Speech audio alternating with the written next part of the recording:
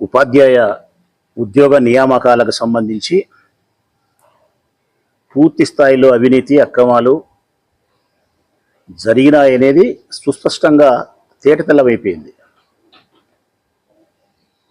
గత కొన్ని నెలలుగా వైఎస్ఆర్ కాంగ్రెస్ పార్టీకి సంబంధించిన వారు కానీ, డిఎస్సి ఎగ్జామ్లో పాల్గొన్నటువంటి నిరుద్యోగ యువత కానీ ఏవైతే విమర్శిస్తూ ఉన్నారో, ఏ అయితే అనుమానాలను వ్యక్తపరుస్తూ వచ్చినారో, అనుమానాలు నిజమని చెప్పడానికి ఆధారాలు చూపిస్తూ వచ్చినారో, వాటన్నిటినీ నిన్న జగన్మోహన్ రెడ్డి గారు పాయింట్ బై పాయింట్ ఒక్కొక్క అంశాన్ని విడమరిచి అరటిపండు వలిసి నోట్లో పెట్టినట్టు రాష్ట్ర ప్రజలందరికీ తెలియజేస్తూ ఈ రాష్ట్ర ప్రభుత్వాన్ని కూడా ప్రశ్నించినాడు.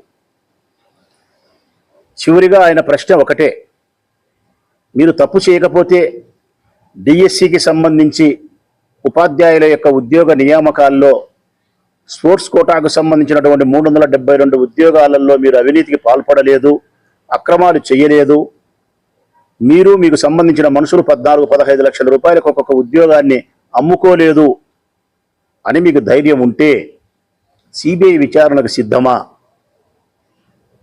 ఒకవేళ నా హయాంలో 2019-24 కాలంలో APPSC Andhra Pradesh public service commission సంబంధించిన గ్రూప్ 1 ఎగ్జామ్స్ను మేము నిర్వహించినాము, వాటి మీద మీరు బురద జల్లే ప్రయత్నం చేస్తున్నారు కాబట్టి అది ఇది రెండిటికీ సిబిఐ విచారణకు ముఖ్యమంత్రి గారు ఆదేశం ఇవ్వండి, నేను నీకు సవాల్ విసురుతున్నాను తండ్రి కొడుకులకు అట్లా అన్నారు జగన్మోహన్ రెడ్డి గారు ముఖ్యమంత్రి గారిని ఉద్దేశించి. మరి మేము అడుగుతా ఉన్నాం, ఈరోజు ఎవరైతే డిఎస్సిలో అన్యాయానికి గురైనారో, ఎవరైతే ఈ అక్రమాలకు బలైపోయినారో వారి తరపున మేము ప్రశ్నిస్తూ ఉన్నాం. మరి మీకు అభ్యంతరం ఏంది? ఇప్పుడు రెండిటిపైన సిబిఐ విచారణకు ముఖ్యమంత్రి గారు ఆదేశించమను, నాటి ఏపీపీఎస్ పైన నేటి డిఎస్సి పైన రెండిటిపైన సిబిఐ విచారణ చేస్తే వాస్తవాలు ప్రజలకు తెలుస్తుంది, నిరుద్యోగులైనటువంటి యువతకు మేలు జరుగుతుంది. దానికి పలకరు, దానికి పలకనే పలకరు. నేను హౌస్లో అయినా సరే, హౌస్ బయట అయినా సరే విచారణకు సంసిద్ధమని చెప్పి లోకేష్ మేకపోతు గాంభీర్యపు మాటలను ప్రదర్శిస్తాడే తప్ప, ఇక ఆయన వాళ్ళ తండ్రి గారు అయితే నేను అసెంబ్లీలో మాట్లాడుతున్నారు, రాలే అధ్యక్ష వాళ్ళు 11 మంది వచ్చి ఉంటే నా దగ్గర అన్ని పేపర్లు ఉన్నాయి, పేపర్లు అన్నీ వాళ్ళకి ఇచ్చి ఎండగట్టిందను అంటున్నాడు. మేము అడుగుతా ఉన్నాం, నువ్వు ఎండగట్టడం వద్దు, ఆరబెట్టడం వద్దులే స్వామి, నువ్వు సిబిఐ విచారణకు ఆదేశం వేయి. నీకే వాళ్ళు ఊరగాయ పెడతారు, ఎండబెట్టేది వద్దు, ఆరబెట్టేది వద్దు, ఊరగాయ పెడతారు నిన్ను, నీ ప్రభుత్వానికి మట్టగా. మేకపోతు గాంభీర్యపు మాటలు. నిజంగా మీకు చిత్తశుద్ధి ఉంటే ఒక ఉదాహరణ మీకు చెప్పాల్సిన అవసరం ఉంది నాకు. నాడు వైఎస్ఆర్ తన కుమారుల పైన ఒక హత్యకు సంబంధించి, పరిటాల రవి హత్యకు సంబంధించి ఆరోపణ చేసినప్పుడు ముఖ్యమంత్రి స్థాయిలో, ముఖ్యమంత్రి హోదాలో ఆయన ఉంటూ వైఎస్ఆర్ రాజశేఖర రెడ్డి గారు తన కుమారులపైనే సిబిఐ విచారణకు ఆదేశించినారు. సిబిఐ విచారణ జరిగింది. ఈరోజు ఆ తండ్రికి తగ్గ తనయుడుగా నా పాలనలో జరిగినటువంటి ఏపీపీఎస్సి పైన సిబిఐ విచారణ చేయండి అంటున్నాడు. నాడు తండ్రి మాట్లాడినాడు, నేడు కుమారుడు మాట్లాడుతున్నాడు. ఇది తండ్రికి తగ్గ తనయుడు అంటారు. ఇదే సామెత మీకు వర్తిస్తుంది, అబ్బా కొడుకులకు తండ్రికి తగ్గ తనయుడు అని చెప్పి. కాకపోతే అరే నిజాయితీ, ధైర్యము, నిబద్ధత ఉంది, మీ దగ్గర అది కాదు. కొడుకేమో 4 అబద్ధాలు చెప్తాడు లోకేష్ గారు, దొరికిపోతాడు. తండ్రి ఏమో 8 అబద్ధాలు చెప్తాడు, దొరకకుండా చెప్పే ప్రయత్నం చేస్తాడు. ఈయన కూడా తండ్రికి తగ్గ తనయులే. ఇద్దరు ఒకే ముసలోంచి వచ్చినట్టే ఉండారు, చిన్న వ్యత్యాసం ఉంది. ఆయన అబద్ధం చెప్పి దొరుకుతాడు కుమారుడు, తండ్రి అబద్ధం చెప్పకుండా దొరకకుండా ప్రయత్నం చేస్తాడు. భారతంలో చెప్పినట్టు అశ్వత్థామ హత కుంజరహ అంటే అశ్వత్థామ అనే ఏనుగు చనిపోయిందని ధర్మరాజు చెప్పడం. రాజు ఇట్టటోడు ఈయన ఎవరు? నారావారు చంద్రబాబు నాయుడు. లోకేష్ బాబు ఏమో అబద్ధం చెప్పి దొరుకుతున్నాడు, ఇలా దొరకకుండా చెప్పే ప్రయత్నం చేస్తున్నాడు. అంతే, అంతకుమించి పెద్ద వ్యత్యాసం అయితే లేదు. ఎంత అన్యాయానికి ఒడిగట్టినారు ఈ డిఎస్సీలు అంటే, ఇంతవరకు రాష్ట్ర చరిత్రలో ఎప్పుడు లేకుండా స్పోర్ట్స్ కోటాలో ఏ ఉద్యోగాలు అయితే ఉన్నాయో అవి డిఎస్సి పరీక్ష రాయకుండానే వాళ్ళ దగ్గర సర్టిఫికేట్ ఉంటే ఉద్యోగాలు ఇస్తారంట. ఉపాధ్యాయ ఉద్యోగ నియామకాల్లో స్పోర్ట్స్ కోటాలో ఉండే 372 ఉద్యోగాలకు 372 మంది ఎవరే కానీ లేకుంటే మిగతా ఎంతమంది అయినా సరే స్పోర్ట్స్లో పాల్గొనే వాళ్ళు సర్టిఫికేట్ ఉంటే చాలంట, డిఎస్సి ఎగ్జామ్ రాయాల్సిన అవసరం లేదంట. ఇది అసలుకు రాష్ట్ర చరిత్రలో కని విని ఎరుగనటువంటి ఆశ్చర్యకరమైన సంఘటన ఉద్యోగ నియామకాలకు సంబంధించిన వ్యవహారంలో. దీనికి ప్రత్యేకంగా మళ్ళీ జీవో ఇస్తారు చంద్రబాబు నాయుడు గారు. GO number 4, GO number 47. ఈ 4 ఏం చెప్తాది, 47 ఏం చెప్తాదంటే గన స్పోర్ట్స్ కోటాలో ఇవ్వబడిన ఉద్యోగాలకు డిఎస్సి పరీక్ష రాయాల్సిన అవసరం లేదు. ఇంతకంటే అవినీతి ఉందే?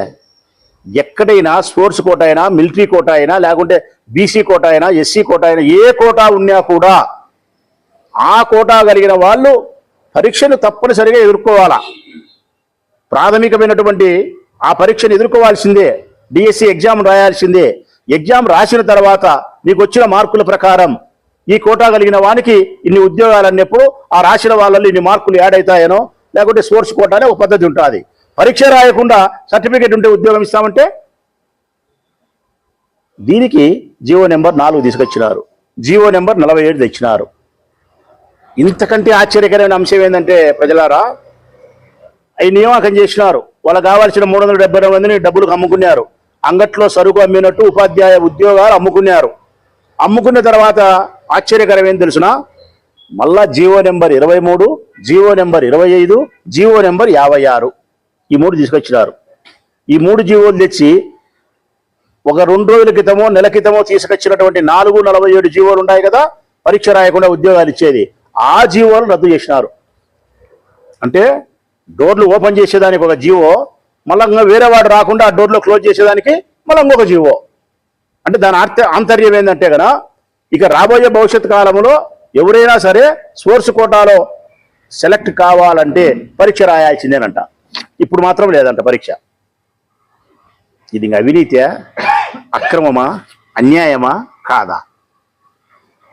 మళ్ళీ దీనికి తోడు తెలుగుదేశం పార్టీలో ఉండే వాళ్ళు చిన్నోని దగ్గర నుంచి మామూలు యూట్యూబ్లలో మాట్లాడే చిన్నోళ్ళు ఉంటారు. ఆ నెల్లూరులో ఒక ఆయన మాట్లాడుతుంటుంది పులిసీత అని. అట్లా వాళ్ళ దగ్గర నుంచి చిన్నోళ్ళు, నాలెడ్జ్ లెస్ అట్లా వాళ్ళ దగ్గర నుంచి మంత్రుల వరకు తెలిసిన మూర్ఖులు, తెలియని మూర్ఖులు.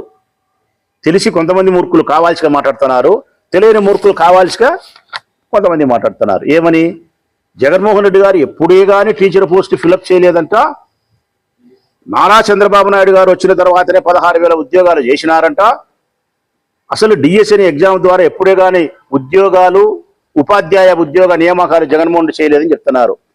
చెప్తే కదా తెలిసిన మూర్ఖులు, తెలియని మూర్ఖులు మాట్లాడే మాటలు స్పష్టంగా చెప్తా ఉన్నాం. టీచర్ పోస్టుల యొక్క భర్తీ జగన్ ప్రభుత్వము 23,699 చేసింది వివిధ రకాల్లో. 1998లో మీరు డిఎస్సి వేస్తే, మీరు సక్రమంగా జరపకపోతే మిగులుబడి ఉండబడిన కార్యక్రమానికి సంబంధించి 3,864 జగన్ ఫిలప్ చేసినాడు. 2008 డిఎస్సికి సంబంధించి 1910 ఉపాధ్యాయ ఉద్యోగ నియామకాలు చేసినాడు. 2014 మీ ప్రభుత్వంలో, ఇప్పుడు మీరు ఏదైతే మెగా డిఎస్సి అని చెప్పుకుంటున్నారో, మీరు 2014లో దగ్గరకు వచ్చిన తర్వాత, ఎలక్షన్ దగ్గరకు వచ్చినాక డిఎస్సి పేరుతో మోసం చేసే ప్రయత్నం చేస్తే, జగన్మోహన్ రెడ్డి గారు వచ్చిన తర్వాత 8,926 నియామకాలు చేసినాడు. 2018 డిఎస్సికి సంబంధించి 7,254 చేసినాడు. 2018లో లిమిటెడ్ పోస్టెస్ 24, ఎప్పుడు లాస్ట్ 2 రోజులు 3 రోజులు ఉద్యోగం చేసి రిటైర్ అయినాడు చూడి, 24 ఉద్యోగాలు వాళ్ళకు కల్పించినాడు. 2019 స్పెషల్ డిఎస్సి 521, కేజీవి రెగ్యులర్ పోస్టు 1,200, మొత్తం కలిపితే 23,699 ఉద్యోగాలను, ఉపాధ్యాయ ఉద్యోగ నియామకాలను డిఎస్సి ద్వారా జగన్మోహన్ రెడ్డి గారు 5 సంవత్సరాల కాలంలో చేసినారు. మరి మీరు తెలిసి మాట్లాడతారా, తెలియక మాట్లాడతారంటే, నా దృష్టిలో తెలిసిన మూర్ఖులు కొంతమంది, తెలియని మూర్ఖులు కొంతమంది. తెలిసిన మూర్ఖులేమో కావాల్సిగా ప్రజలు తప్పుదో పట్టించేదానికి, తెలియని మూర్ఖులేందో తెలియకుండా ఊరికి ఆవేశంగా మాట్లాడడం. అసలు ఇదంతా ఎందుకు లేబ్బా? పుట్టగోసలో మీరు చేసిన ఆ 16,000 ఉద్యోగాలు మీరు నా దృష్టిలో పుట్టగోసే. ఉద్యోగాలు తక్కువ చేయడంలో నేను, ఉద్యోగాలు చాలా పవిత్రమైంది, ఆ పిల్లోనికి చాలా అవసరమైంది. సంఖ్య నారా చంద్రబాబు నాయుడు గారు, లోకేష్ గారు, తెలుగుదేశం పార్టీ వాళ్ళు చెప్పుకుంటారు కదా, సంఖ్య 16,000 16,000 16,000 అని. ఆ 16,000 నామమాత్రమే మా దృష్టిలో. కారణం 1,35,000 సచివాలయ ఉద్యోగాలు రిక్రూట్ చేసినారు రా స్వామి.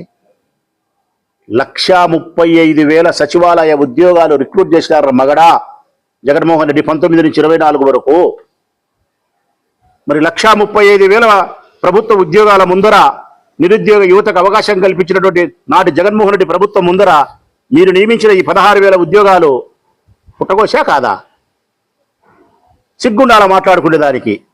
ఇంత నోరేసుకొని అచ్చెన్నాయుడు ఆంబోతు మాదిరి అడుస్తున్నాడు శాసన మండలిలో. సిగ్గుండాల మాట్లాడేదానికి రొంతన్నా మీకు. 1,35,000 ఉద్యోగాలు ఇస్తూ ప్రజలారా, నా విజ్ఞప్తి ఏం తెలిసిన ప్రజలకు, ప్రజలు కానీ, పత్రికలు కానీ, మేధావులు కానీ చిట్ట చివరకు నరములో మా పట్ల వ్యతిరేకతను నింపుకొని తప్పు చేసినా చెయ్యకపోయినా మమ్మల్ని విమర్శించే ఈ తెలుగుదేశం పార్టీ ప్రబుద్ధులు సైతం సచివాలయ ఉద్యోగాల నియామకాల్లో ఒక్క విమర్శ మా మీద చేయలేకపోయినారు రా స్వామి. అదిరా జగన్ అంటే, అది జగన్ అంటే.